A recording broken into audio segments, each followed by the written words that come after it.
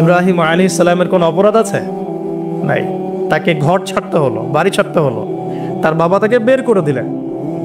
এখান থেকে লেসন নিয়ে নেন, আজকের প্রথম লেসন যে আপনি আমি যদি হকের উপর থাকি, সর্বপ্রথম বাধাটা পরিবার থেকে আসতে পারে।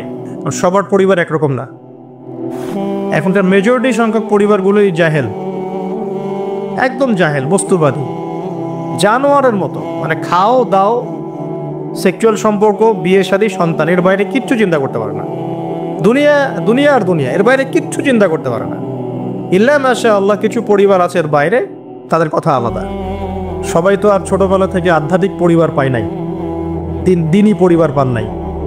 আর এটার পরিমাণ দিন দিন কমেই আসছে। ম্যাক্সিমাম পরিবার এখন জাহান্নামের টুকরা আর কি। আল্লাহ পাক পরিবারকে বলেছেন জাহান্নাম থেকে বাঁচাও, কু আনফুসাকুম ওয়া আহলিকুম নারা। এখন ওই পরিবারই হয়ে গেছে জাহান্নামের টুকরা। আপনি দিনের পথে চলতে চাইলে প্রথম হোঁচটটা পরিবার থেকে খেতে পারেন। এটা ইব্রাহিম আলাইহিস সালামের জীবনেও যেমন হয়েছে, মুহাম্মদ সাল্লাল্লাহু আলাইহি ওয়াসাল্লামের জীবনেও সেম। যে মিলাদ ছিলাম কিভাবে, তার ক্ষেত্রেও সেম।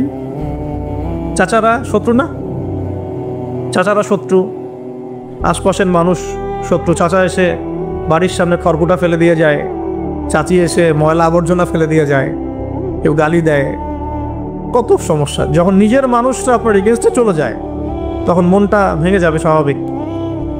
কারণ নিজের মানুষটা, সারা দুনিয়া যদি আপনার বিপক্ষেও থাকে, কাছের কিছু মানুষ আপনার পক্ষে থাকে, তখন আপনি বাসাতে অ্যাটলিস্ট সিংহ, তখন বাসা থেকে এনার্জি নিয়ে বাইরে যুদ্ধ করতে পারবেন। কিন্তু বাহিরে সবাই মোটামুটি ধরেন যে আপনার পজিটিভ, তো বাসায় এসে দেখলেন যে বাসায় আপনার কোনো রকম অনুকূল পরিবেশ নাই, তখন বাইরের সিংহ হলে বাসায় বিড়াল হয়ে থাকতে হবে। তখন দেখেন ইব্রাহিম আলাইহিস সালামের জীবনে আর মুহাম্মদ সাল্লাল্লাহু আলাইহি ওয়াসাল্লামের জীবনে একটা স্পেশাল নিয়ামত ছিল, সেটা হলো স্ত্রীদের নিয়ামত। বাহিরে মানুষ অনেক কিছু বলছে, গালিগালাজ করছে, মারছে, কাটছে, থুতু দিচ্ছে, সমালোচনা করছে, কিন্তু বাসায় ইব্রাহিম আলাইহিস সালামের আছেন সারা, হাজেরা, আর মুহাম্মদ সাল্লাল্লাহু আলাইহি ওয়াসাল্লামের আছেন খাদিজা রাদিয়াল্লাহু আনহা। অ্যাটলিস্ট বাসায় আপনি একটা কি বলবো, যে বড় একটা প্রশান্তির জায়গা আপনার বাসায় আছে। তো এটা একটা বড় নিয়ামত, যেটা ইব্রাহিম আলাইহিস সালাম এখন হারালেন কিভাবে? বাবা বাসা থেকে বের করে দিল। এখান থেকে বুঝতে হবে যে দিনের পথে চলতে গেলে প্রথম বাধা পরিবার থেকে আসতে পারে। তাই বলে তাদের সাথে কোনো রকমের দ্বন্দ্ব সংঘাতে যাওয়া যাবে না। সালামুন আলাইক, তোমাদের উপর শান্তি বর্ষিত হোক। ইব্রাহিম বলছেন সালামুন আলাইক, হে বাবা আপনার উপর শান্তি বর্ষিত হোক। তাই আরো বলছেন আস্তাগফিরুল্লাকা রব্বি, আমি আপনার জন্য আল্লাহর কাছে ক্ষমা চাইব ইনশাআল্লাহ। ইন্নাহু কানা বি হাফিয়া, তিনি আমার প্রতি খুব মার্সিফুল, আশা করি তিনি আমার দোয়া কবুল করবেন। কিন্তু যখন তিনি জানতে পেরেছিলেন যে তার বাবা শিরকের উপর আছেন, আল্লাহ পাক মাফ করবেন না, সূরা তাওবার মধ্যে আছে, তখন থেকে তিনি আর ক্ষমা চান নাই, বাবার জন্য ক্ষমা চান নাই। তো এবার ইব্রাহিমের সফর শুরু হলো একাকিত্বের সফর। তার মানে একটা বিষয় এটাও শিখতে হবে, হকপন্থীদের সাথে আল্লাহর দেয়া একটা বিশেষ নিয়ামত হচ্ছে একাকিত্ব। হকপন্থীদের লাইফে আল্লাহ পাকের পক্ষ থেকে একটা বিশেষ অনুগ্রহ হচ্ছে একাকিত্ব। মানে একাকিত্ব কেন নিয়ামত বললাম? কারণ একাকিত্ব মানুষকে আল্লাহ চিনিয়ে দেয়। অনেক আলেম দেখবেন যারা জেল খেটে বের হয়েছেন, তারা সবাই একটা কথা বলবেন, জেলখানায় আমরা আল্লাহকে চিনেছি। সব আলেমরা এই কথা বলে যারা ওখান থেকে বের হয়ে আসে।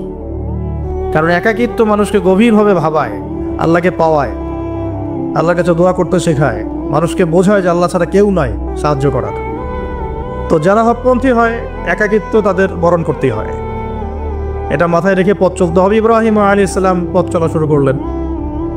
এবার কি হলো? তিনি কি বাসা থেকে বের হয়ে সেই এলাকা, ওই নমরুদের দেশ ছেড়ে চলে গিয়েছিলেন? উত্তর না। প্রথমে তিনি চলে যান নাই, প্রথমে তিনি ওই সমাজেই থেকেছেন, থেকে দাওয়াত দেওয়ার চেষ্টা করেছেন। তিনি ওই সমাজেই থেকেছেন, থেকে দাওয়াত দেওয়ার চেষ্টা করছেন। ঠিক মুহাম্মদ সাল্লাল্লাহু আলাইহি ওয়াসাল্লামের মতোই।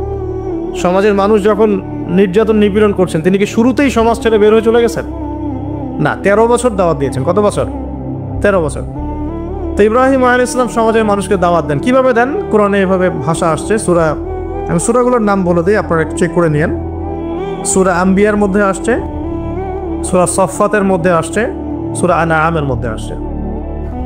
তো তিনি দাওয়াত দেন এভাবে যে ওয়াইজ ক্বালা ইব্রাহিম, যখন ইব্রাহিম বললেন লিআবিহি ওয়া কওমিহি, তার বাবাকে এবং তার কওমকে বললেন, মা হাযিহি তামাসিলুল্লাতী আনতুম লাহা আকিফুন, তোমরা এসব কি মূর্তির উপাসনা করো, এদের চারপাশে ঘুরতে থাকো, কি সব করো? তো তারা বলে যে নাহনু বাল ওয়াজাদনা আবানা কাযালিকা ইয়াফআলুন, আমরা আমাদের বাপ দাদাদেরকে দেখেছি এইভাবেই করতে।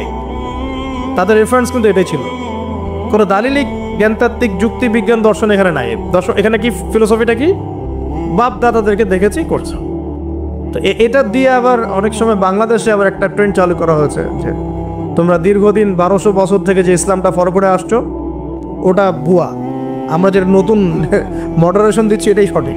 এই দলিল সেম না, এখানে অমুসলিমদেরকে দাওয়াত দেওয়া হচ্ছে। অমুসলিমরা বলছে যে আমরা বাপদাদাদেরকে দেখেছি যে তারা এইভাবেই মূর্তি পূজা করতো, আমরা তাই করি। এটার সাথে কি হানাফি মাযহাবকে মিলাবেন আপনি?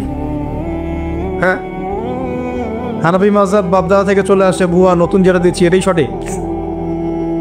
আস্তাগফিরুল্লাহ। তো আমরা হাত চেঞ্জ করাটাকে এখন মনে করি হিন্দু থেকে মুসলমান হইলাম মনে হয়, হাত বদল করাটাকে মনে হয় যে হিন্দু থেকে মুসলমান হয়েছি মনে হয়।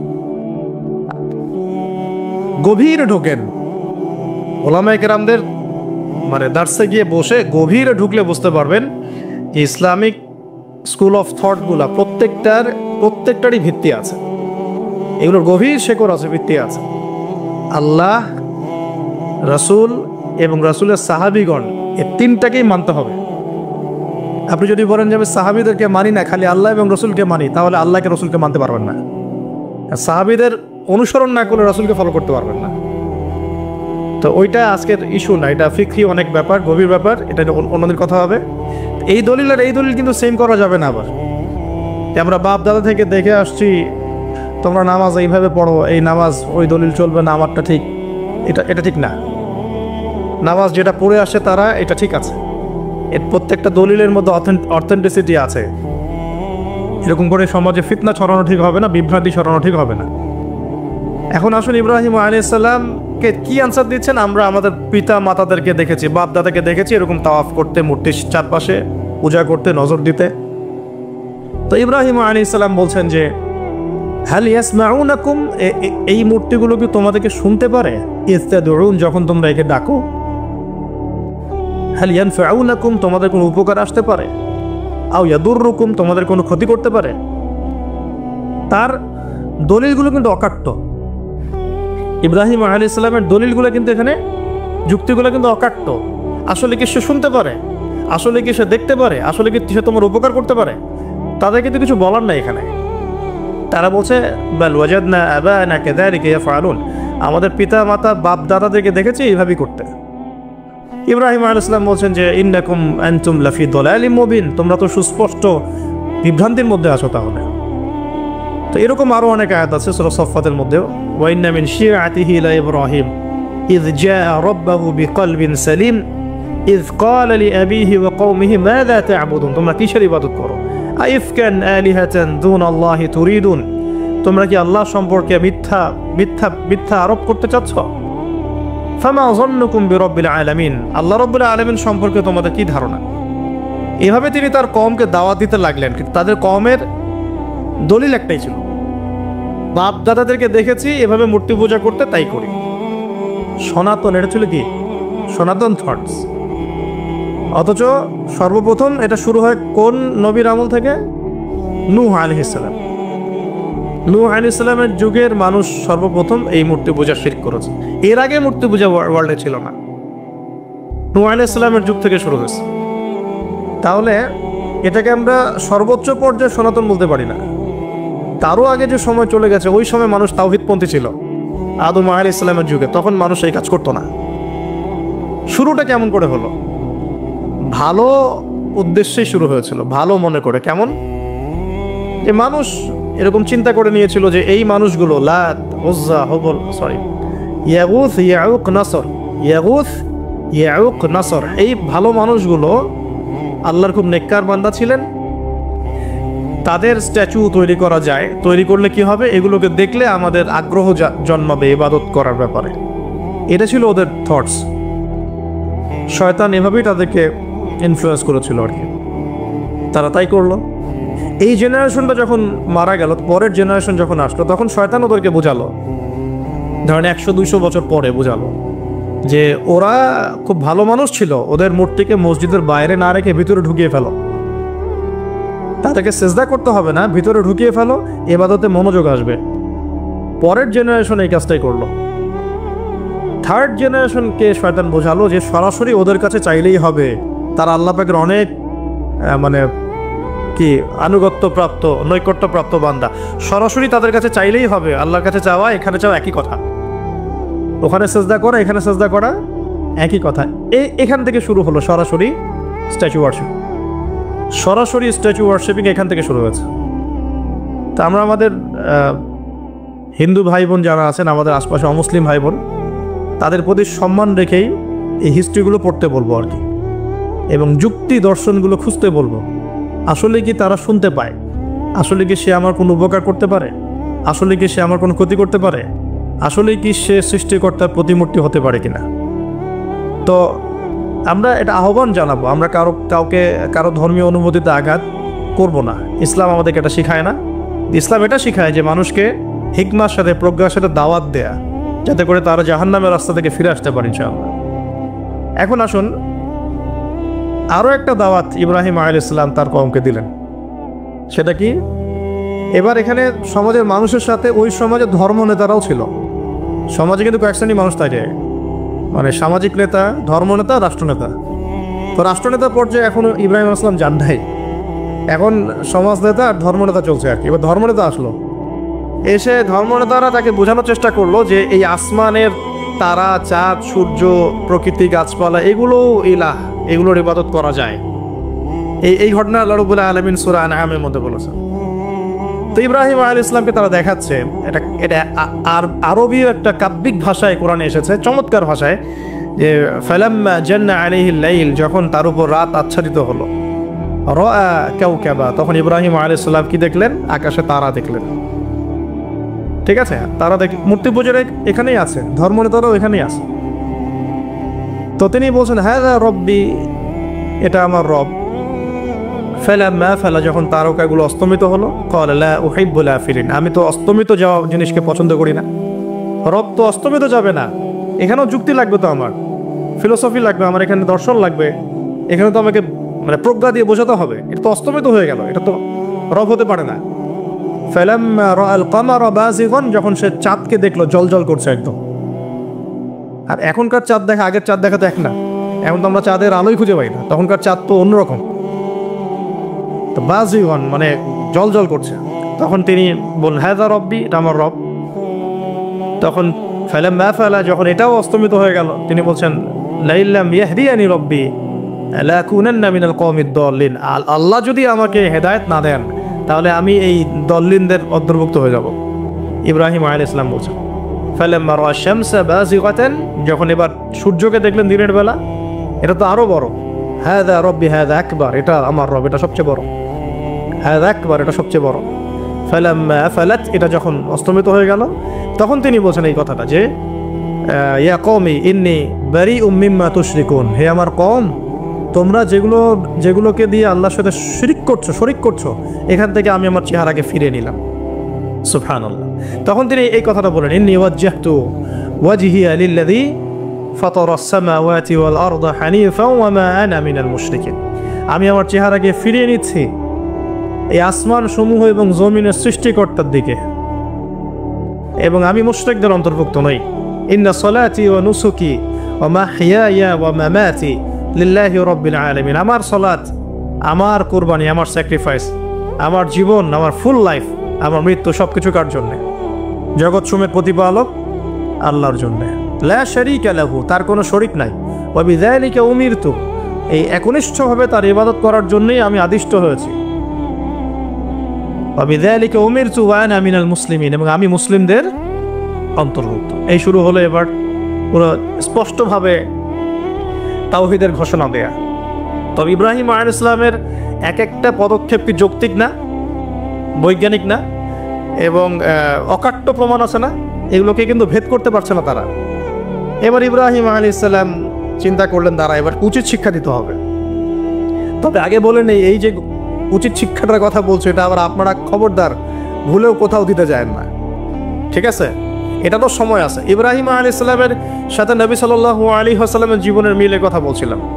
নবী সাল্লাল্লাহু আলাইহি ওয়াসাল্লাম মক্কা বিজয়ের আগে কি কখনো মূর্তির গায়ে হাত দিয়েছেন কিনা বলেন? দিয়েছেন? কারণ মক্কা বিজয় হয়ে গেছে, পুরো স্টেটই আপনার, অথরিটি আপনার, তখন আপনি আপনার অ্যাকশন নিতেই পারেন, সেটা আপনার ব্যাপার, তখন আপনি কি করবেন? মুহাম্মদ সাল্লাল্লাহু আলাইহি ওয়াসাল্লাম কাবা ঘরে ঢুকে তখন মূর্তি ভেঙেছেন এবং বলেছেন ওয়াকুল জাআল হক ওয়া যাকাল বাতিল ইন্নাল বাতিলা কানা যাহুকা, তাই না? তো ইব্রাহিম আলাইহিস সালাম এবার শিক্ষা দেওয়ার চিন্তা করছেন। তিনি বলছেন যে যখন এরা মেলাতে যাবে, ওই উৎসবে যাবে, তখন আমি এদেরকে দেখে নিব। এটাও কোরআন চমৎকারভাবে বলেছে যে إذ قال لأبيه وقومه ماذا تعبدون أئفكا آلهة دون الله تريدون فما ظنكم برب العالمين فراغ إلى آلهتهم فقال ألا تأكلون। ইব্রাহিম আলাইহিস সালাম এবার যখন ওরা মেলায় চলে গেছে, তো যাওয়ার আগে আবার ইব্রাহিম আলাইহিস সালাম বলছিলেন যে ইন্নী সাকিম, আমি হচ্ছি অসুস্থ। আমি কি অসুস্থ? নাযারা নাযরাতান ফিন নুজুম। ইব্রাহিম আলাইহিস সালাম রাতের বেলা আকাশের দিকে তাকালেন একবার, তাকিয়ে ওদেরকে বললেন যে ইন্নী সাকিম, আমি অসুস্থ। এটা কৌশল, আমি অসুস্থ, এটা কৌশল।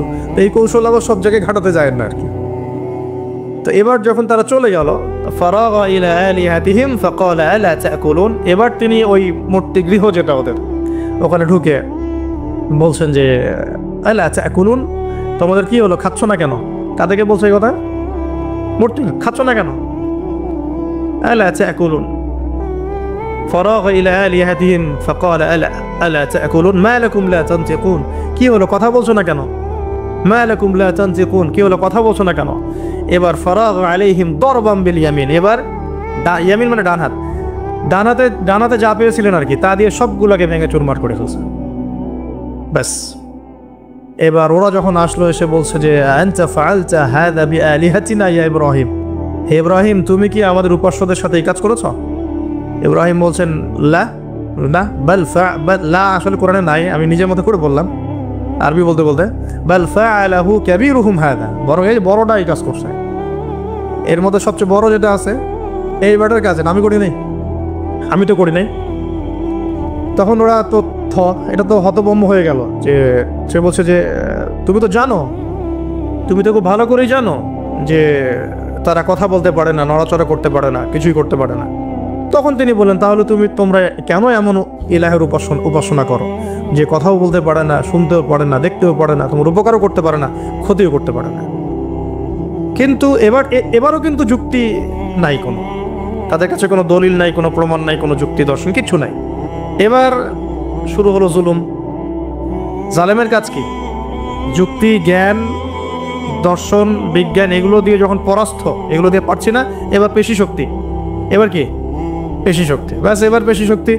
ইব্রাহিম আলাইহিস সালামকে নিয়ে যাওয়া হচ্ছে নমরুদের দরবারে। এবার চলো, এবার তোমার আছে খবর আছে। এবার পুরো রিমান্ড হবে 7 দিনের। একদিন রিমান্ড হলেই অবস্থা খারাপ হয়ে যাওয়ার কথা। ইব্রাহিম আলাইহিস সালামকে এবার নিয়ে যাচ্ছে ধরেন নমরুদের কাছে, কি যে হবে আল্লাহ ভালো জানেন।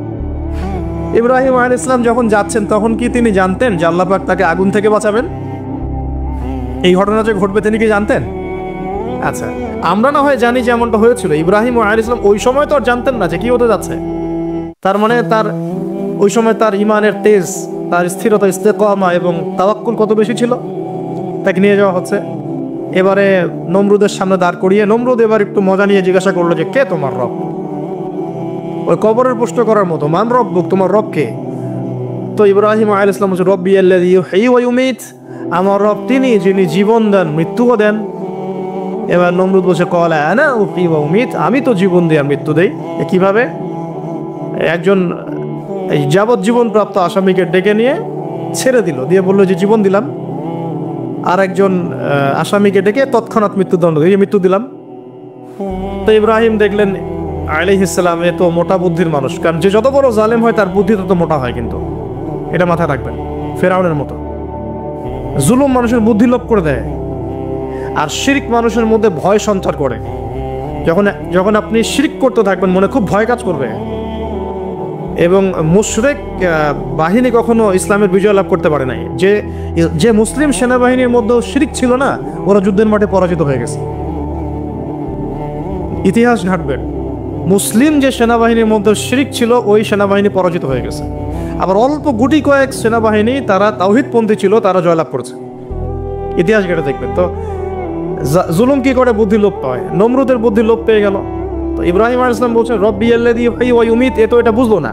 তাহলে ইন্নাল্লাহা তাআলা ইন্নাল্লাহা ইয়াতি বিশ-শামসি মিনাল মাশরিক ফাতি বিহা মিনাল মাগরিব। ইব্রাহিম আলাইহিস সালাম বলছেন যে আল্লাহ রাব্বুল আলামিন, আমার আল্লাহ, তিনি পূর্ব দিক থেকে সূর্য ওঠান। তো তুমি যদি ইলাহ হয়ে থাকো তাহলে পশ্চিম দিক থেকে উঠাও। এটা আরো বড় অকাট্য দলিল হলো। তার অবস্থাটা আল্লাহ ব্যাখ্যা করছেন এভাবে, আল্লাহ বলছেন ফাবুহিতাল্লাযী কাফার, কাফের একদম হতভম্ব হয়ে গেল। একদম হতভম্ব হয়তো লাভ নাই, বেশি শক্তি আছে আমার। তোমার যুক্তি, বিজ্ঞান, দর্শন, থিওরি তো আমার দরকার নাই। তোমার দিনের জ্ঞানে এলিমেন্ট তোমার দরকার নাই। তোমার ওয়াজ নসিহতের আমার দরকার নাই। আমার কাছে কি আছে? বেশি শক্তি আছে, পিটায় সব সিধা করে ফেলা একেবারে। বাস ইব্রাহিম আলাইহিস সালামের জন্য বলছে হাররিকুহু ওয়ানসুরু আলিহাতাকুম, একে জ্বালায় দাও, পুরায় দাও, একে জ্বালায় পুরায় দাও, তোমাদের ইলাহদেরকে সাহায্য করো। আল্লাহ পাক অন্য জায়গায় বলছেন যে ফাআরাদু বিহি কাইদান ফাজআলনাহুমুল আসফালিন, তারা ইব্রাহিম আলাইহিস সালামকে নিয়ে একটা বিশেষ বড় একটা কৌশল করলো। এই কৌশলটা কি ছিল? তাকে অগ্নিকুণ্ডের মধ্যে ফেলে দেওয়ার একটা চেষ্টা করলো, আগুন জ্বালিয়ে রাখলো। বলা হয় 40 দিন, এগুলো হিস্ট্রি বা তাফসীর উল্টা আসছে, আমি just Quran text to the point বলছি। তো আগুন দাউ দাউ করে জ্বলতে লাগলো, ওই ব্যাবিলন, ওখানকার সব মানুষ দেখছে বিষয়টা। তো ইব্রাহিম আলাইহিস সালামকে ফেলে দেওয়া হবে। দেখেন, যখন ফেলে দেওয়া হবে তখন কি ইব্রাহিম জানতেন যে তিনি আগুনে পুড়বেন না? তিনি তাহলে প্রস্তুত ছিলেন, তিনি তখন জীবন দেওয়ার জন্য প্রস্তুত ছিলেন। ঠিক আছে, এখন তাকে ফেলে দেওয়া হচ্ছে, ঠিক ওই সময়ে জিবরাইল আলাইহিস সালামের আগমন। সুবহানাল্লাহ। তিনি এসে বলছিলেন যে আমার কাছে কোন হাজত আছে নাকি আপনার? তখন ইব্রাহিম আলাইহিস সালাম বলেছেন আপনার কাছে আমার কোনো হাজত নাই। হাসবি আল্লাহ ওয়া নি'মাল ওয়াকিল, এই যে কথাটা আমরা বলি হাসবুনাল্লাহ ওয়া নি'মাল ওয়াকিল, হাসবি আল্লাহ ওয়া নি'মাল ওয়াকিল, ইব্রাহিম আলাইহিস সালাম বললেন আল্লাহই আমার জন্য যথেষ্ট এবং তিনিই আমার উত্তম কর্মবিধায়ক। এরকম মোমেন্টে বান্দা যখন আল্লাহকে এভাবে চাবে, আল্লাহ রাব্বুল আলামিন না এসে পারবেন? কখনোই পারবেন ইনশাআল্লাহ। তখন আল্লাহ রাব্বুল আলামিনের আদেশ চলে আসলো, ইয়া নার, হে আগুন, কুনি বারদান ওয়া সালামান আলা ইব্রাহিম, ইব্রাহিমের জন্য ঠান্ডা হয়ে যাও, শীতল ঠান্ডা হও, মানে খুব শীতল না, আবার আরামদায়ক শীতল ঠান্ডা হয়ে যাও। সুবহানাল্লাহ। এভাবে আল্লাহ রাব্বুল আলামিন ইব্রাহিম আলাইহিস সালামকে অগ্নি পরীক্ষা থেকে বাঁচালেন। ওখানে ইব্রাহিম আলাইহিস সালাম থাকলেন, কোনো ক্ষতি হলো না। তিনি পরবর্তী সময় বলেছিলেন ওই সময়টুকুর মধ্যেই তিনি শান্তিতে ছিলেন। ওই যে বললাম না, অনেকে যে নির্যাতন নিপীড়নের শিকার হয় তারপরে বলে যে ওই সময়টুকুই ভালো ছিল, আল্লাহকে পেয়েছিলাম, তেলাওয়াত বেশি ছিল, তাহাজ্জুদ বেশি ছিল, পরে ফিতনার যুগে চলে আসছি। তো এই হলো অগ্নি পরীক্ষা। এরপরে কমকে দাওয়াত দেওয়ার হলো না, সেখান থেকে চলে যেতে হলো। এই যে অগ্নি পরীক্ষা ইব্রাহিম আলাইহিস সালামকে এখানে দিতে হয়েছে, ওই রকম পরীক্ষা আমাদের নবী সাল্লাল্লাহু আলাইহি ওয়াসাল্লামকে দিতে হয়েছে তায়েফের মাঠে, দিতে হয়েছে বদরের মাঠে, উহুদের মাঠে। এখানে আল্লাহ পাক ফেরেশতা নামিয়ে দিয়েছেন সাহায্যের জন্য। বদরের মাঠে দেখেন, উহুদের মাঠে আল্লাহ পাক ফেরেশতা নামিয়েছেন সাহায্যের জন্য। একদম হুবাহুমিল পাবেন আপনি জিনিসগুলো, খালি বাসিরা থাকলেই হবে, ধরতে পারলেই হবে জিনিসগুলো। সামনে যাই, এবার শুরু হলো জীবনের দ্বিতীয় পর্যায়ে। এবার তিনি হিজরত করে চলে যাচ্ছেন। দেখেন, এখানেও হিজরত, আবার নবী সাল্লাল্লাহু আলাইহি ওয়াসাল্লামের যুগেও মক্কা থেকে মদিনায় নবীগণের জীবনের সাথে এগুলো জড়িত। ঠিক আছে, এখন যাওয়ার তো কেউ সাথী লাগবে। তো একাকিত্বের জীবনের অবসান ঘটলো, আল্লাহ রাব্বুল আলামিন তাকে সাথী দিলেন। সাথীর নাম হচ্ছে সারা আলাইহিস সালাম। কি নাম? অনন্য সুন্দরী নারী ছিলেন। ইতিহাসে বলা হয় যে দুজন নারী সবচেয়ে বেশি সুন্দরী। দুজন, আমাদের মতো আর্টিফিশিয়াল সুন্দরী না, আর্টিফিশিয়াল সুন্দরীর কথা বলো, অরিজিনালি সুন্দরী দুজন নারীর কথা বলা হয়েছে। একজন হচ্ছেন হাওয়া আলাইহিস সালাম, অনন্য সুন্দরী নারী ছিলেন, এবং আরেকজন সারা আলাইহিস সালাম, তিনি পরম সুন্দরী নারী ছিলেন। দেখো সারা আলাইহিস সালাম তার গর্ভ থেকে কিন্তু পরবর্তীতে মানে সন্তান তো প্রথমে হচ্ছিল না, তাই না? শেষ বয়সে গিয়ে সন্তান হলো। হাজারা আলাইহিস সালামের গর্ভ থেকে কি ইসমাইল, আর সারা আলাইহিস সালামের গর্ভ থেকে ইসহাক। ইসহাক আলাইহিস সালামের পরে ইয়াকুব, আর ইয়াকুবের পরবর্তী বংশধর যারা তারা কি বনু ইসরাইল। বনু ইসরাইলের মধ্যে ইউসুফ হাসান, ইউসুফ সবচেয়ে সুন্দর ছেলে না? সারা আলাইহিস সালামের সৌন্দর্য, সুবহানাল্লাহ, কথা বুঝতে পারছেন? মায়ের সৌন্দর্য, মার বাবা তারা ছিলেন পরম সুন্দর। এখন সারা আলাইহিস সালামের সাথে বিয়ে হলো। দেখেন এই যে লম্বা সময় আলোচনা করলাম, এই সময়টুকুর মধ্যে ইব্রাহিম আলাইহিস সালামের দাওয়াতে মাত্র দুজন মানুষ মুসলমান হয়েছে। কয়জন? একজন হলো তার স্ত্রী সারা, আর একজন হচ্ছে তার ভাতিজা, তার নাম লুত। ভাতিজার নাম কি? লুত। পরবর্তীতে তিনিও নবী হয়েছিলেন এবং তাকে সাদুম গোত্রের কাছে পাঠানো হয়েছিল। কোন পাপের কারণে? হোমোসেক্সুয়ালিটি, সমকামিতা, যেটা এখন বিজ্ঞাপন দিয়ে প্রচার করা হয়। এবং ঢাকা শহরে যদি একটা শুমারি করা হয় দেখবেন এদের সংখ্যা কম হবে না। ঢাকা শহরে যদি শুমারি করা হয় দেখবেন এদের সংখ্যা কম হবে না। এখন যদি ভূমিকম্প আসে আমরা কি লা ইলাহা ইল্লাল্লাহ বলবো? বলেন তো, আমরা তো ডেকে নিয়ে আসতেছি ভূমিকম্প, আমরা ডেকে নিয়ে আসতেছি যে আল্লাহ পাক বলছেন এগুলো করো না, গজব আসবে, আমরা করছি আর এটাকে ডেকে নিয়ে আসতেছি, আসো। আর এদিকে আমরা মানে রড সিমেন্টের অ্যাডভার্টাইজ করতেছি আর কি, এগুলো দিয়ে বাড়ি বানালে কোনোদিন ভাঙবেও না, কাঁপবেও না। আমাদের চিন্তাগুলো কেমন হয়ে গেছে জানি।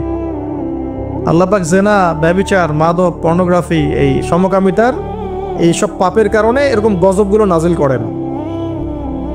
শুধু ঢাকা কেন, এরকম বড় বড় মেগা সিটিজ যেগুলো আছে এগুলোতে এখন এটার অধিকার তারা চাচ্ছে, আন্দোলন করে অধিকার চাচ্ছে।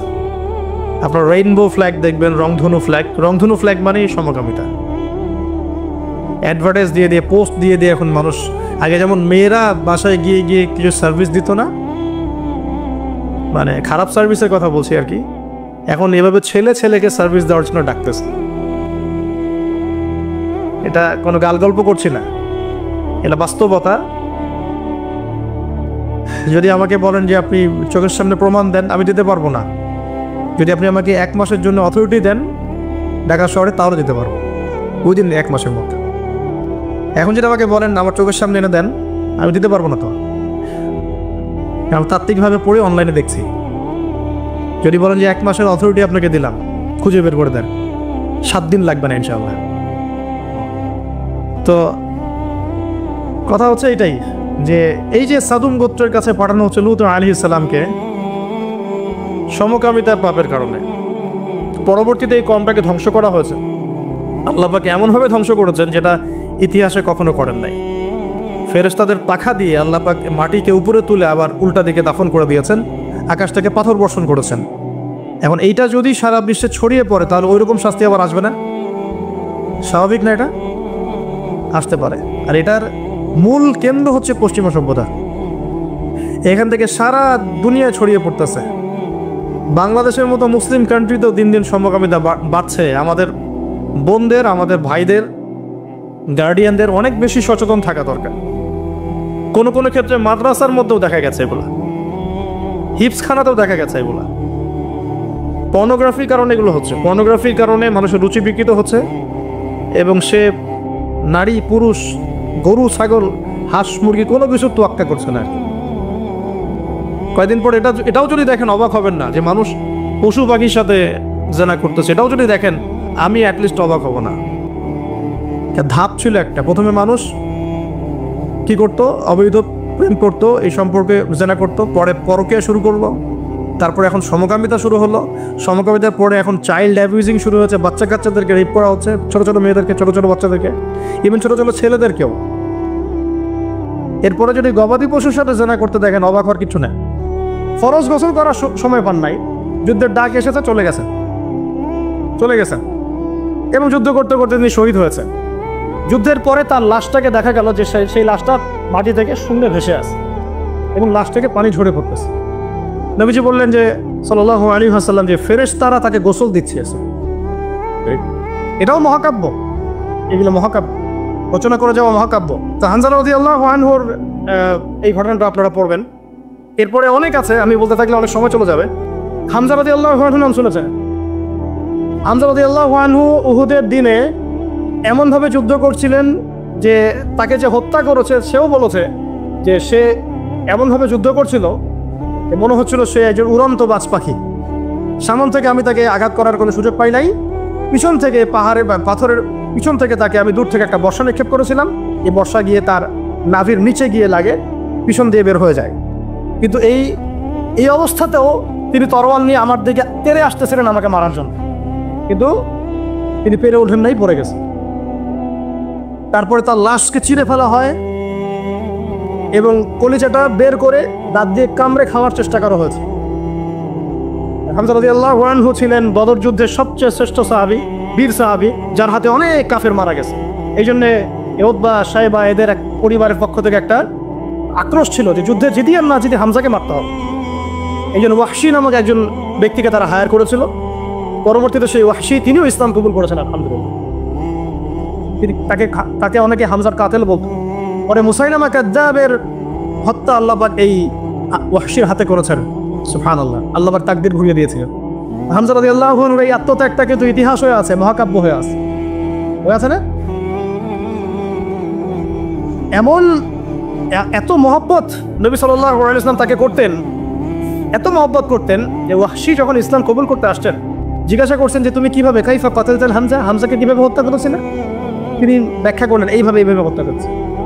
তখন নবীজি বললেন যে যদি তুমি আমার থেকে তোমার চেহারাটাকে দূরে রাখতে পারো তাহলে সেটাই করো।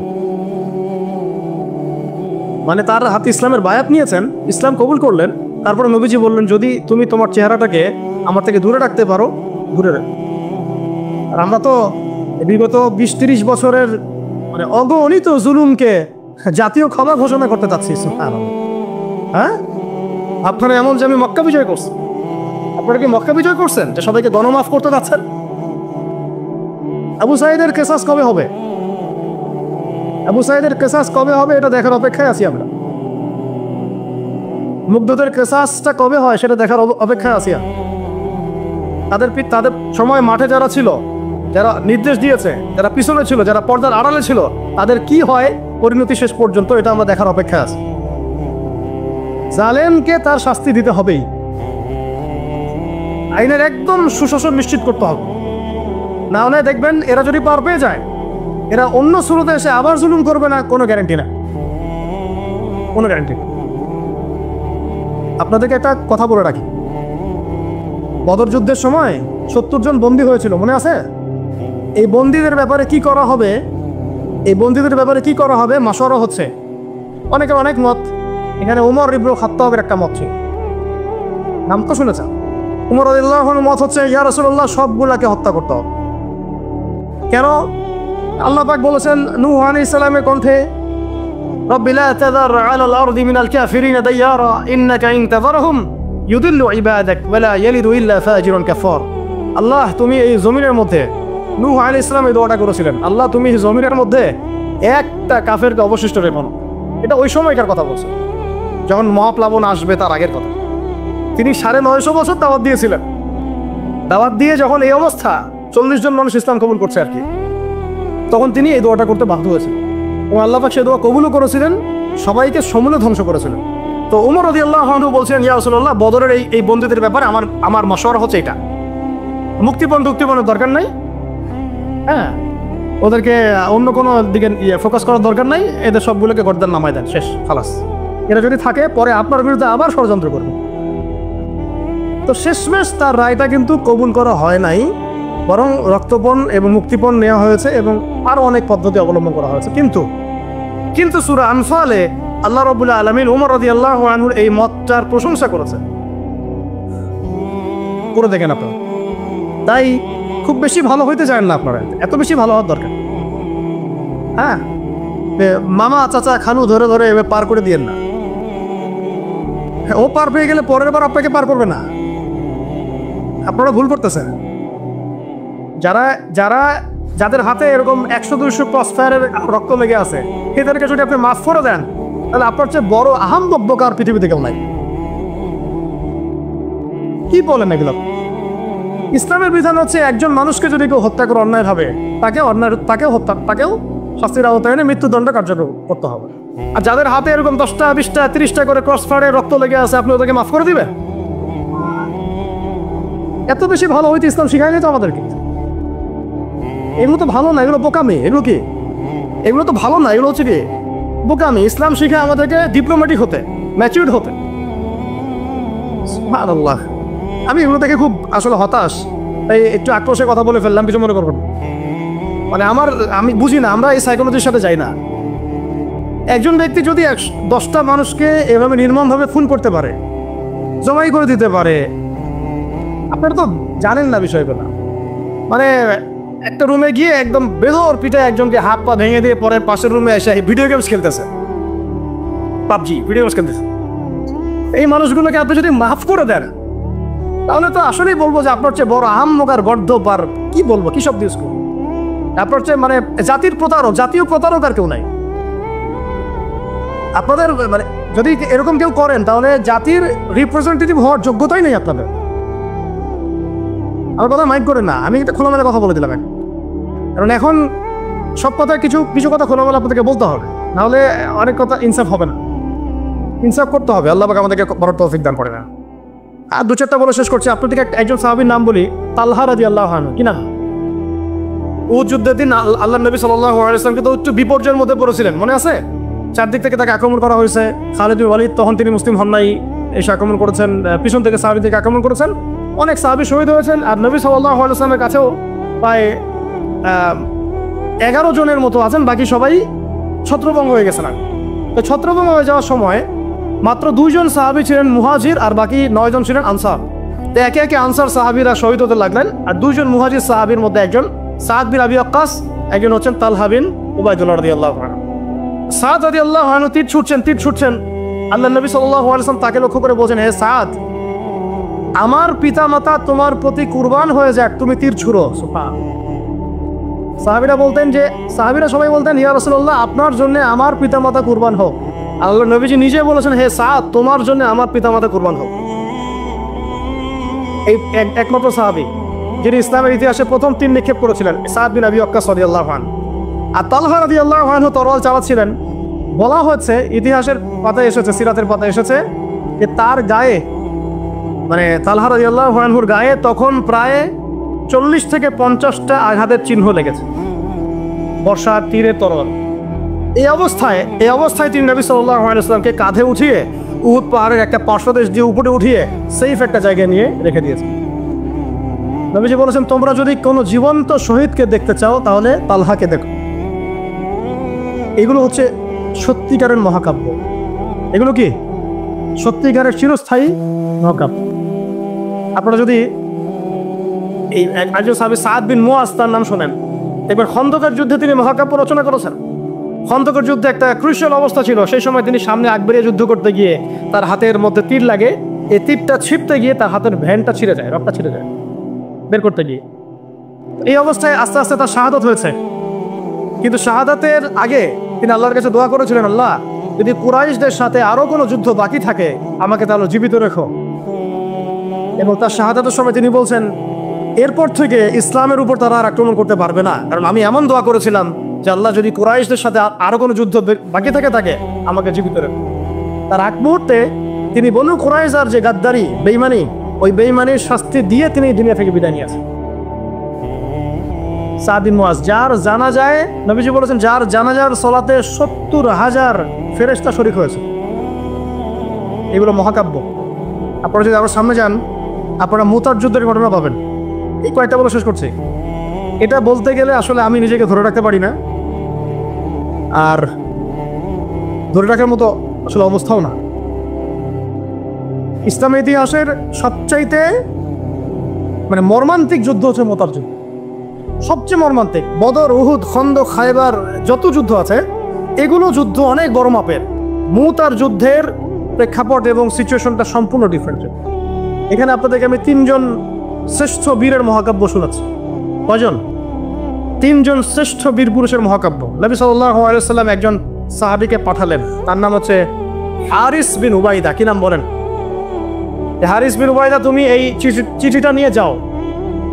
এটা তো মদিনা রাষ্ট্র কায়েম হওয়ার পরের কথা, একদম নবম হিজরতের 8ম বছরের দিকের কথা আর কি।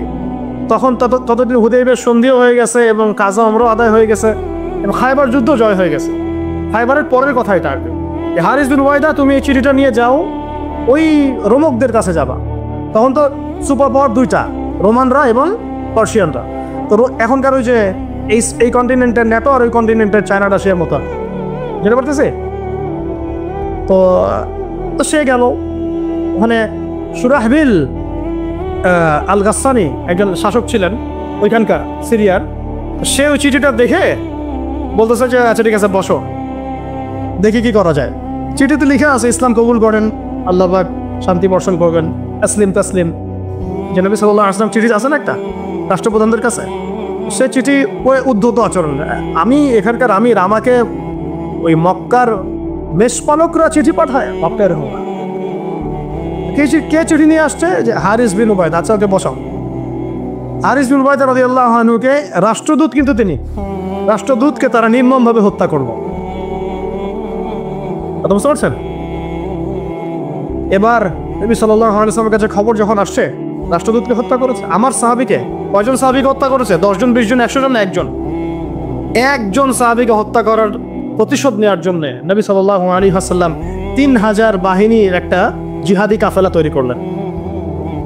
3000 বাহিনী কাফেলায় তিনি নিজে নেতৃত্ব না দিয়ে বললেন যে এই কাফেলার নেতৃত্ব দিবে আমার প্রিয় ভাজন, তাকে তার পালক পুত্র বলা হতো এক সময়, যায়েদ ইবনে হারেসা রাদিয়াল্লাহু আনহু।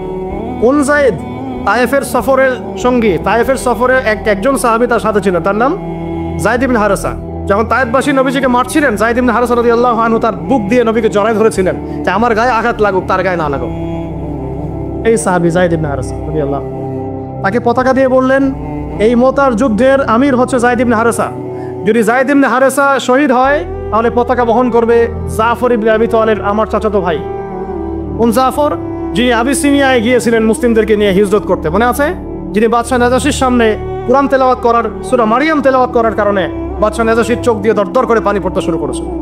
ওই বাদশাহ নাজাশিও পরে ইসলাম কবুল করেছে, আলহামদুলিল্লাহ। জাফর রাদিয়াল্লাহু আনহু পতাকা বহন করবে যদি যায়েদ ইবনে হারেসা শহীদ হয়।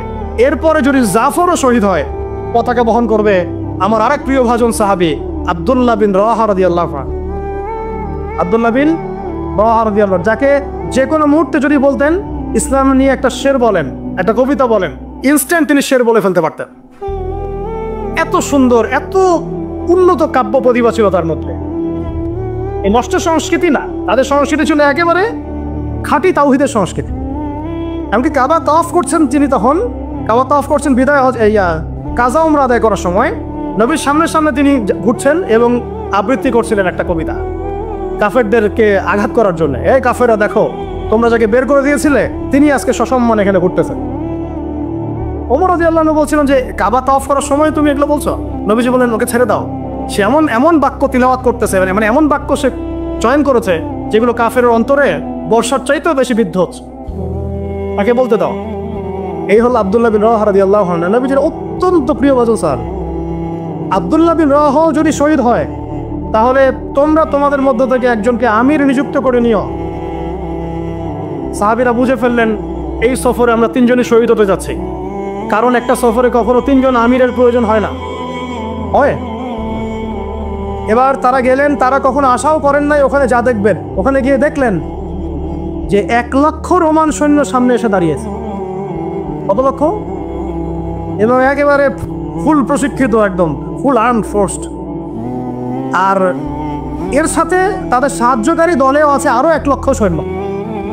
কয় লক্ষ? এদিকে কতজন? যুদ্ধ হওয়া সম্ভব? আসলে কি সম্ভব? সম্ভব না।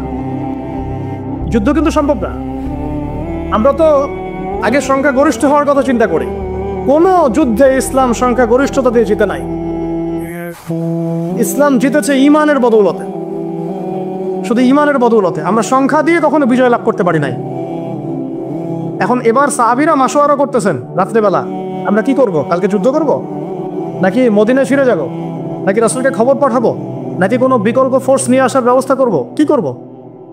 তখন সাহাবী ওই যে বললো আব্দুল্লাহ বিন রাওয়াহা রাদিয়াল্লাহু আনহু দাঁড়ালেন, তরুণ সাহাবী, আপনাদেরকে বলতেছে তরুণ সাহাবী দাঁড়িয়ে বলছেন যে আমার ভাইয়েরা, আমরা এখানে কি জন্য এসেছি? হয় আমরা এই যুদ্ধ করব, শহীদ হব, না হলে আমরা গাজী হব। আর আপনারা যে বিষয়টাকে ভয় করছেন, আসলে কিন্তু আমরা সেটা পাওয়ার জন্যই এসেছি, তার নাম শাহাদাত। আপনারা যেটাকে ভয় করছেন যে আমরা এখানে গেলে মারা যাব, ওটার জন্যই তো আমরা এত দূরে এসেছি। আমরা গাজী হই অথবা শহীদই হই, আমাদের জন্য আজর আল্লাহর কাছে লিখে থাকবে। তো তার এই মানে এমন ঈমানদীপ্ত ছিল ভাষণটা, আমি তো ওটা বলতে পারলাম না, আরবিতে তিনি বলেছেন। এতে মানে উৎফুল্ল হয়ে বা ইন্সপায়ার্ড হয়ে সাহাবীরা আর দ্বিতীয়বার ভাবলেন না, ঠিক আছে কালকে যুদ্ধ, এবার পরের দিন যুদ্ধ শুরু হবে। এটা কি সম্ভব যুদ্ধ? প্রথমে যায়েদ ইবনে হারেসা রাদিয়াল্লাহু আনহু পতাকা নিয়ে ঘোড়া ছোটা এগিয়ে যাচ্ছেন, এবং একটা আঘাতও পিছন থেকে করার সাহস হচ্ছে না তাদের, সব আঘাত তারা সামনে থেকে করছেন। এক পর্যায়ে যায়েদ রাদিয়াল্লাহু আনহুর এই মানে গায়ের মধ্যে তারা বর্ষা নিক্ষেপ করো। বর্ষা তো আগেকার বড় বড় বল্লম বর্ষা ছিল, এবং একটা বর্ষা তার গায়ে যখন লাগে তিনি পড়ে যান, এবং এই অবস্থা আস্তে আস্তে তার শাহাদাত হয়।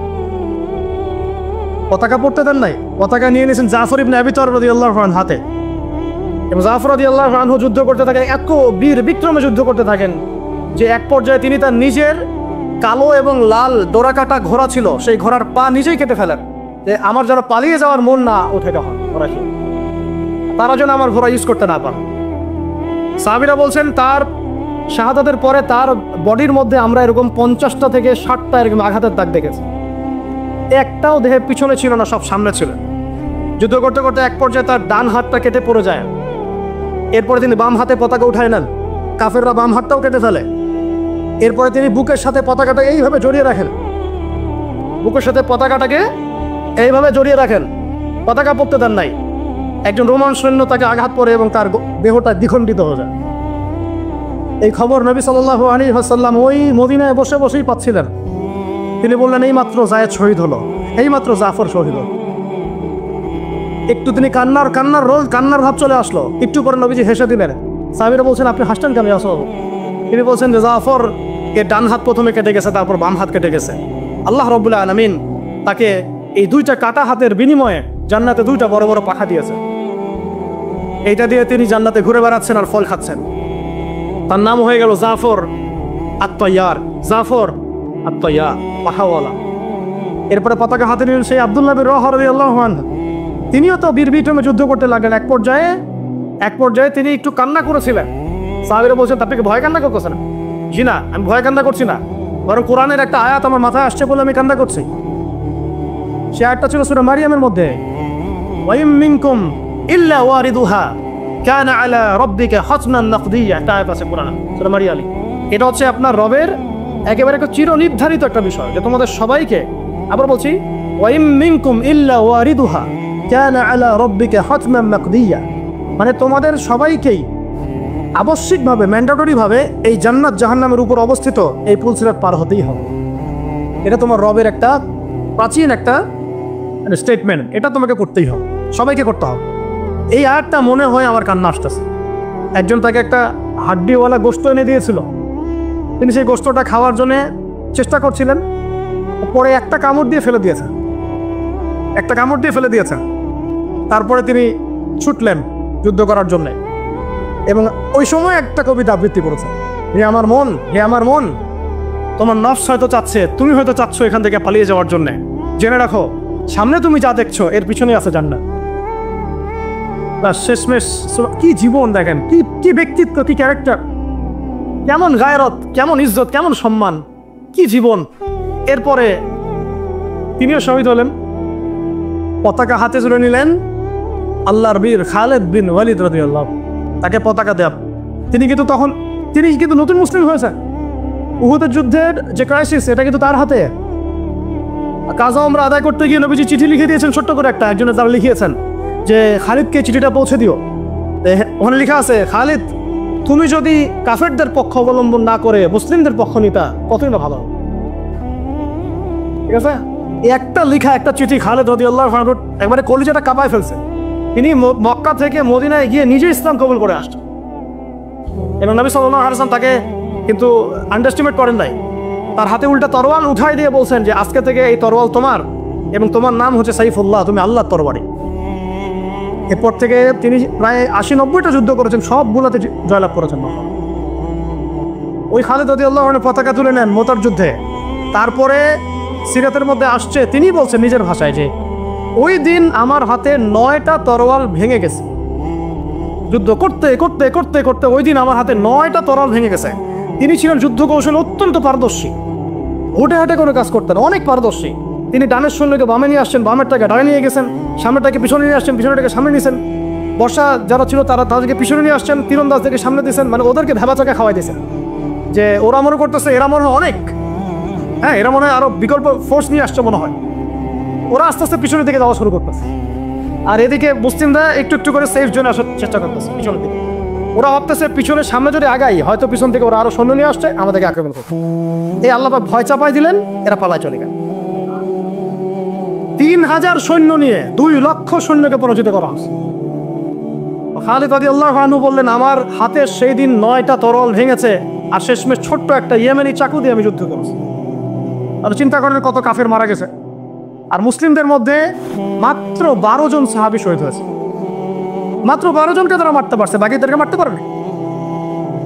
এইগুলো হচ্ছে মহাকাব্য, জাজল্যমান মহাকাব্য, যেগুলো আমাদের এই প্রজন্মকে জানানো উচিত এবং আপনাদের মাথায় থাকা উচিত। প্রত্যেকটা সংগ্রাম, প্রত্যেকটা বিপ্লব, প্রত্যেকটা অভ্যুত্থানের পিছনে যেন থাকে আল্লাহর সন্তুষ্টি, আল্লাহর দিন কায়েমের চেষ্টা, আল্লাহর দিনের খেদমতের চেষ্টা এবং ইনসাফ প্রতিষ্ঠার চেষ্টা, এবং জালেমের বিরুদ্ধে আমাদের অবস্থান সবসময় সত্য থাকবে ইনশাআল্লাহ। এরকম অনেক ঘটনা আছে, আমি আজকে আর বলার সুযোগ পেলাম না। ইনশাআল্লাহ আরও একদিন আল্লাহ যদি তৌফিক দেন ইনশাআল্লাহ তাআলা আমি আপনাদের সাথে আবার রেগুলার সেশন করবো ইনশাআল্লাহ। শেষ করার আগে আমি জাস্ট 2-1টা নাম উচ্চারণ করতেছি। সেটা হচ্ছে আমার খুব পছন্দের একজন ব্যক্তিত্ব, ইমাম হুসাইন রাদিয়াল্লাহু আনহু। নাম মনে আছে না? তার কারবালার মঠের ঘটনা আপনারা জানেন। এগুলো মহাকাব্য। তিনি সপরিবারে নিহত হলেন, শেষ পর্যন্ত কিন্তু আত্মসমর্পণ করেন না, বলেছেন। তিনি প্রস্তাব দিলেন আমাকে ছেড়ে দাও, আমি মদিনায় চলে যাই, আমাকে ছেড়ে দাও, আমি মক্কায় চলে যাই, ছেড়ে দাও আমাকে, আমি কোনো সীমান্তে চলে যাই, সেখানে জিহাদ করে শহীদ হই। তারা কিন্তু সুযোগ দেয় নাই। আমাকে বলেন যারা তাকে আক্রমণ করেছিল তারা কি কালিমা পড়া মুসলমান ছিল না? বলেন তারা কি কাফের ছিল? এখন কি ইমাম হোসেন যে এখানে প্রতিবাদ করলেন, হাতে অস্ত্র উঠিয়ে নিয়ে যুদ্ধ করে শেষ পর্যন্ত শহীদ হলেন, তার যুদ্ধটা কি সন্ত্রাসী কর্মকাণ্ড ছিল? ঠিক অনেকে আছে আমাদের সমাজে, তারা মনে করে যে মুসলিমরা যতই পাপ করুক না কেন ওদেরকে কিছুই বলা যাবে না। এমন একটা কনসেপ্ট আমাদের সমাজে আছে, মুসলিম তারা ভাই কালিমা পড়ছে, লা ইলাহা ইল্লাল্লাহ বলছে, তাকে আপনি কেন এইভাবে চার্জ করেন? আরে কালিমা তো আব্দুল্লাহ বিন উবাইও করেছিল। আব্দুল্লাহ বিন উবাই কি কালিমা পড়ে নাই? তাহলে কি আপনি তাকে মুমিন বলে গণ্য করবেন?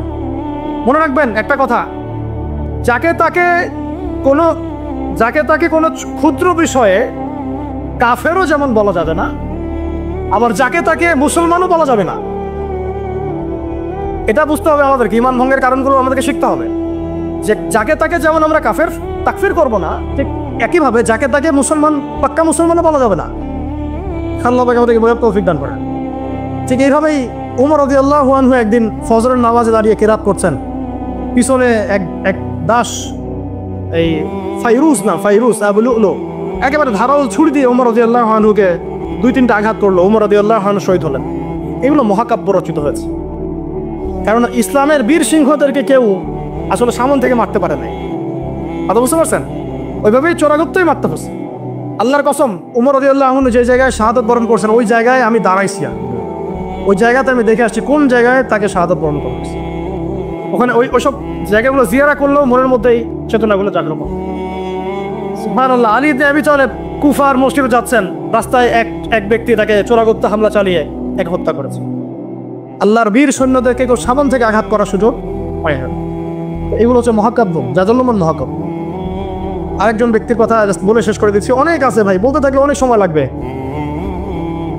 রাজি একটা জায়গার নাম, ওখান থেকে কিছু লোক আসছে, এসে বলছে ইয়া রাসূলুল্লাহ আপনি আপনার কিছু সাহাবীকে পাঠান, আমরা ইসলাম কবুল করবো। ট্র্যাপ আপনারা একটু ভালো করে খেয়াল রাখবেন এগুলা। যে কেউ যখন তখন যাই বলবে হ্যাঁ হ্যাঁ করতে যাবেন না। মানুষের কথার পিছনে, ওদের কাজের পিছনে উদ্দেশ্য বোঝার চেষ্টা করবেন, ঠিক আছে? সবসময় কিন্তু আবেগে ভাসতে হবে না। আমরা কিন্তু এই জায়গায় ভুল করতেছি, অনেক ভুল হচ্ছে মাঝখানে। আমরা বিনয়ের সাথেই তাদেরকে বলবো যে ওলামায়ে কেরামদের সাথে মাশওয়ারা করে সিদ্ধান্ত নিতে, তাহলে ইনশাল্লাহ ভুলটা কম হবে ইনশাআল্লাহ, ঠিক আছে? তো নবীজি 10 জনকে পাঠালেন, তারা দাওয়াত তো কবুল করে নাই, হঠাৎ রাজি নামক জায়গায় তাদেরকে ঘিরে ফেললো। ঘিরে ফেলে 3 নিক্ষেপ করে 10 জন সাহাবী 7 জনকে শহীদ করে ফেলল। চাপে মানে এমনও আছে শিখে ওয়াজ মাহফিলে ডেকে মানুষ অনেক আলেমদেরকে মানে খারাপ কিছু করে ফেলাইছে। হ্যাঁ, এরকম হিস্ট্রি আছে। তো সতর্ক থাকতে হবে, সতর্ক থাকার চেষ্টা করে। এখন 3 জন সাহাবী যুদ্ধ চালিয়ে যাচ্ছেন, তারপরেও তার মধ্যে একজন হচ্ছেন খুবাইব রাদিয়াল্লাহু আনহু। কি নাম বলেন? খুবাইব রাদিয়াল্লাহু আনহু। খুবাইব রাদিয়াল্লাহু আনহুকে এক পর্যায়ে মানে আর কতক্ষণ পারা যায়, 100 জন ঘিরে ফেলছে, আমরা 10 জন, 3 জন 7 জন শহীদ হয়ে গেছে, 3 জন বাকি আছে, কতক্ষণ পারা যায়? তো তারা বললো যে তোমরা পাহাড় থেকে নেমে আসো, তোমাদেরকে ছেড়ে দিব। 3 জন মাশওয়ারা করছেন, না নামা যাবেন, নামলে কিন্তু ওরা আমাদের ধরে ফেলবে। তারপরে বাধ্য হয়ে এক পর্যায়ে নামতে হয়েছে। নামার সাথে সাথেই একজনকে তারা মেরে ফেলছে, বাকি 2 জনকে তারা মক্কায় বিক্রি করে দিয়েছে। ওই মক্কার 2 জনের মধ্যে একজন হচ্ছেন খুবাইব রাদিয়াল্লাহু আনহু। কি নাম? খুবাইব রাদিয়াল্লাহু আনহু। আর একজনের নাম আসিম রাদিয়াল্লাহু আনহু। আসিম রাদিয়াল্লাহু আনহুকে তারা হত্যা করেছে এবং তার লাশটাকে বিকৃত করার চেষ্টা করেছিলেন। কিন্তু আসিম রাদিয়াল্লাহু আনহু ওই সময় দোয়া করেছিলেন, আল্লাহ আমার লাশকে কোনো কাফের হাতে বিকৃত হতে তুমি দিও না। যুদ্ধ করতে করতে কথাটা বলেছেন, কারণ তিনি বুঝতে পারছেন যে 100 জন ঘিরে ফেলছে। ওদের একটা ট্রেডিশন ছিল লাশ বিকৃত করা। আল্লাহ আমার লাশটাকে তুমি কোনো কাফের হাতে বিকৃত করতে দিও না। তখন আল্লাহ রাব্বুল আলামিন তার শাহাদাতে পড়ে এক ঝাঁক ভেমরুল পাঠায় দেন, তারা তার গায়ের উপর বসে পড়ে, কোনো কাফের তাকে হাত দিতে পারে না। আল্লাহ তাকে এভাবে সাহায্য করে। আর এদিকে খুবাইব রাদিয়াল্লাহু আনহুকে বিক্রি করে দেওয়া হলো মক্কায়, তাকে জেলখানায় রাখা হচ্ছে। তো খুবাইব রাদিয়াল্লাহু আনহু জেলখানায় বসে আছেন, এটা একটু শুনেন আপনারা। জেলখানায় বসে আছেন, তার খুরের কাজের প্রয়োজন হয়েছে। ছেলেদের প্রয়োজন হয় না? খুরের কাজ তো বুঝতে পারছেন, এটা আপনারা। তো খুর চেয়েছেন, একটা খুর, আমাকে একটা খুর দাও। এখন কথা হচ্ছে খুবাইব রাদিয়াল্লাহু আনহু খুর চাইছেন, খুর দেওয়া হয়েছে, তারা খুর দিচ্ছেন। তো খুর কাজ শেষ করার পরে ওই কাফেরদের একটা বাচ্চা, ছোট বাচ্চা, তো দৌড়াদৌড়ি করতে গিয়ে ওই জেলখানার ভিতর ঢুকে গেছে, খুবাইব রাদিয়াল্লাহু আনহুর কাছে চলে আসছে। খুবাইব রাদিয়াল্লাহু আনহু কিন্তু পারতেন তাকে জিম্মি করে ওখান থেকে বের হইতে, তাই না? কোলে বসে আদর করতেছেন বাচ্চাটাকে, যার বাচ্চা সে তো আতঙ্কে, এইবার তো অবস্থা খারাপ, আমার বাচ্চাকে মেরে ফেলে তো সমস্যা।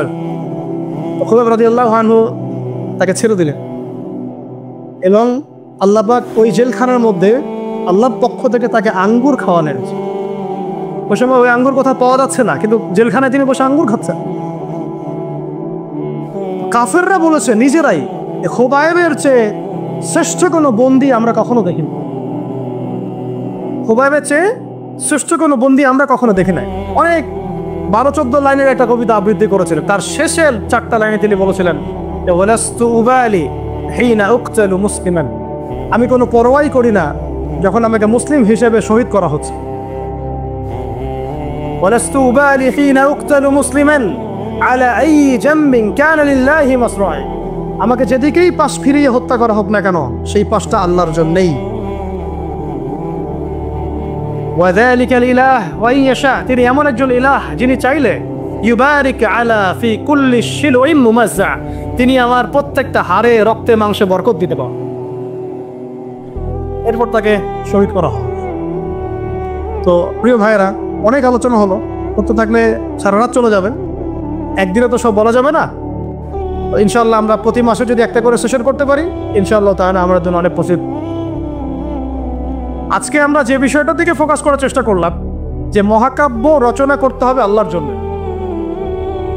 মহাকাব্য শুধু আমরা এবারই প্রথম রচনা করি নাই, আমাদের এই বাপদাদা পূর্বপুরুষ একদম সলফে সালেহিনের যুগ থেকে শুরু করে চিরাত এই যে 1400 বছর ইতিহাস, বহু যুদ্ধ হয়েছে, বহু বিপ্লব, বহু সংগ্রাম, বহু গণঅভ্যুত্থান।